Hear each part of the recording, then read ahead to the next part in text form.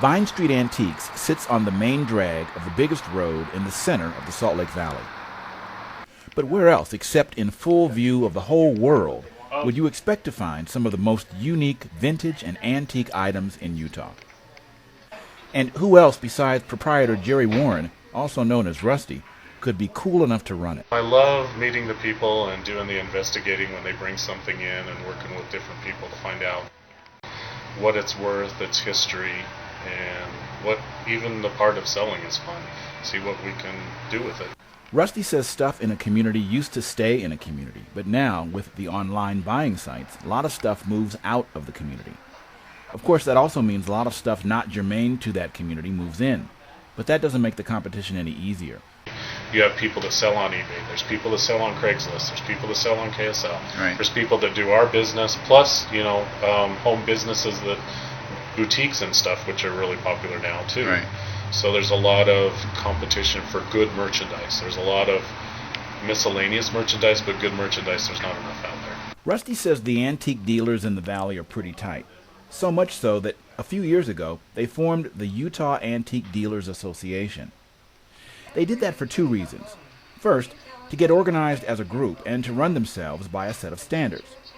And secondly, to have a bigger voice when it comes to legislation and political issues.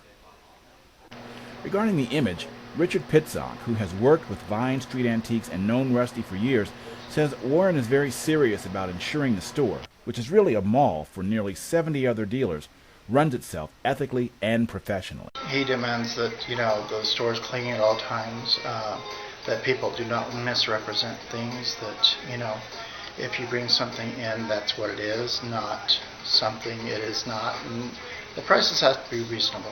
Regarding legislation, the Antique Dealers Group have shown their value in dealing with an issue that has kept them busy for the last several years. There is a bill pending that would put antique dealers under the same restrictions to hold merchandise as pawn shops.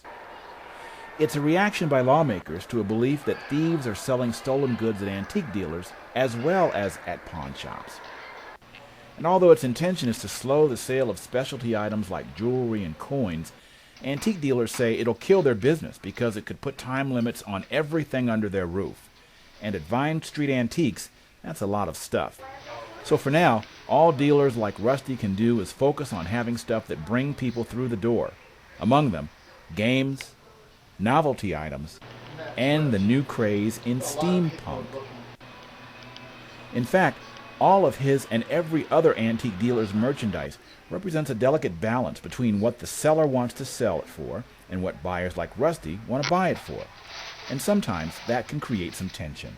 They're trying to make the most money they can out of their merchandise, Right. But we're also in the business that we need to make money too. Right. And they misunderstand that all of our information, we've taken a long time to learn this, and they think they can just walk in and just say, well, how much is this worth? Right. And so a lot of times when we say, we have to charge them, they get upset. But that's why Warren says he offers free appraisals once a year. It's a compromise to an increasingly savvy public in an increasingly competitive business, where, if you're lucky, you can still find some of the coolest stuff in the world. I'm Don Merrill.